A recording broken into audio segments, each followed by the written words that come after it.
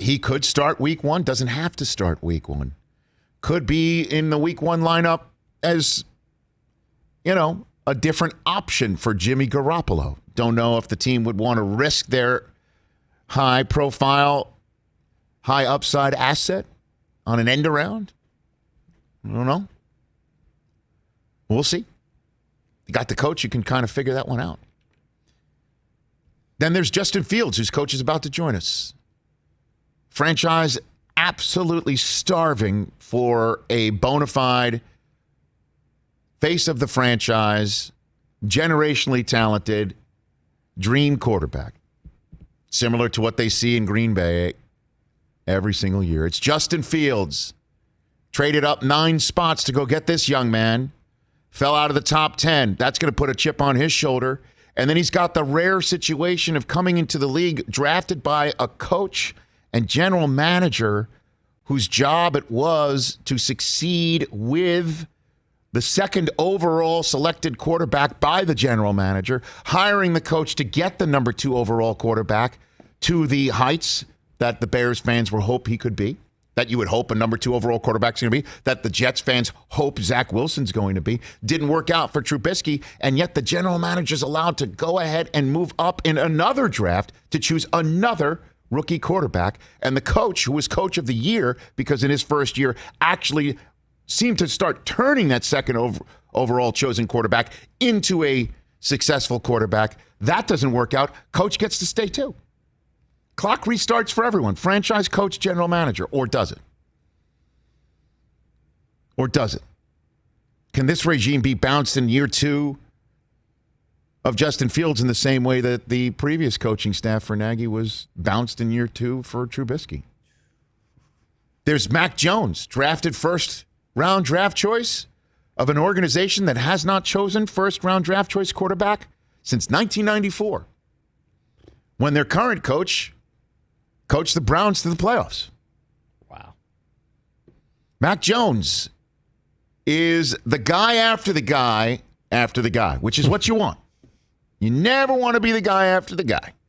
You'd like to be the guy after the guy who's after the guy. That's what you want to be. And that's what Mac Jones is in. What a spot. Does he have to start week 1? Nope. When is he going to start?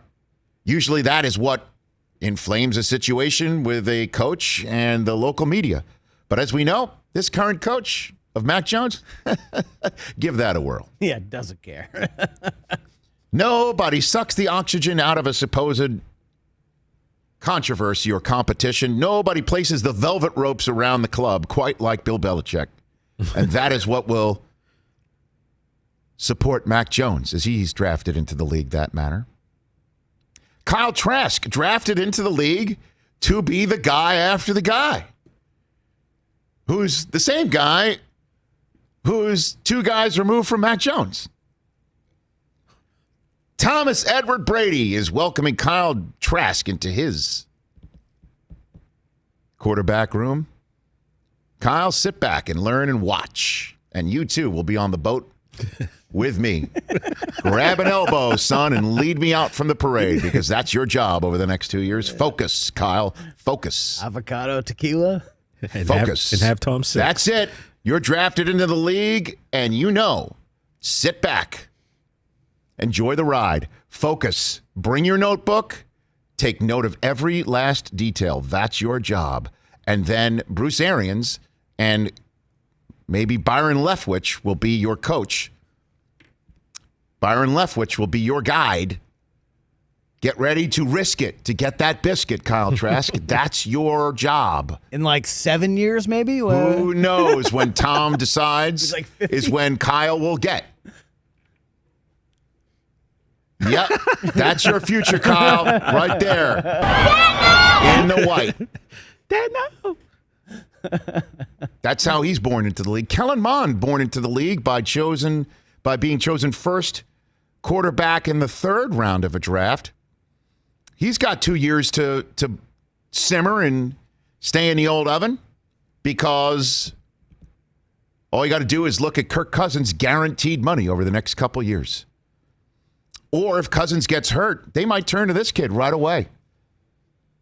Texas A&M quarterback, Jimbo Fisher was pumping him for the figurative Heisman over the last couple of months.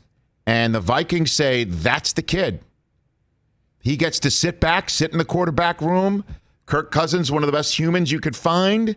He will no doubt be the Mr. Chips for this kid and learn, Kellen, and maybe, just maybe, you get some reps and you might actually have to get some time if Cousins gets hurt. But he's the future maybe in the NFC North. Maybe we'll see Kellen Mond, Jordan Love battles twice a year versus Justin Fields twice a year versus Jared Goff, or who knows, twice a year. Very soon. But no pressure. No pressure. Ian Book, drafted by Sean Payton. Welcome to the NFL. And guess what your height and weight is, supposedly comparison-wise? Drew Brees. Does Sean Payton know what to do with a quarterback, neck up, smart, and top of head down, a little bit needing to get on the tippy toes to see around? Does he know how to handle a kid like that? You bet. What a dream. Ian Book going through the crucible of Notre Dame football. And you get drafted in the NFL and you get hooked up with Sean Payton? Sean Payton decides you have the talent that can actually work in his system? Really? That is luck. That's luck of the Irish right there. Jameis and Taysom Hill are in front of him, but why can't Ian Book be the quarterback with Taysom Hill still there if Jameis moves on or they move on from him? Obviously, Jameis has an opportunity there, and we talked about it. Everyone go to our YouTube stream. We talked about it. That maybe, just maybe, Sean Payton's just that sort of crazy that decides to have a two-quarterback system in the NFL one day. He kind of shot that down when I mentioned it about Jameis versus Taysom Hill. That, hey, you need somebody to push the ball down the field 50 yards. You need some sort of big passing game. Rest of the league might know, okay, here comes Jameis, this is what we're going to do. And then maybe you hit him with a draw play with Alvin Kamara or a little screen pass and look out. And then in comes Taysom Hill, and you got to figure out what the hell's happening in this drive. Maybe Ian Book could be the guy for the future. And then there's Davis Mills. My gosh, there is nothing that I just laid out that's can compare to what's going on there. No idea when he's going to get in. No idea if it's going to be Deshaun Watson's team still. No idea if he's just going to get thrown in the deep end of the pool. All due respect to Tyrod Taylor, who thinks he might get another shot again. Guy always seems to get a shot, and then the football fates. Concussion against the Jets on a Thursday night. In comes Baker Mayfield. Week 2, bad shot in the side. In comes Justin Herbert. And that's all she wrote here in Los Angeles. Good luck to Davis Mills. I'll tell you, just put a button on it.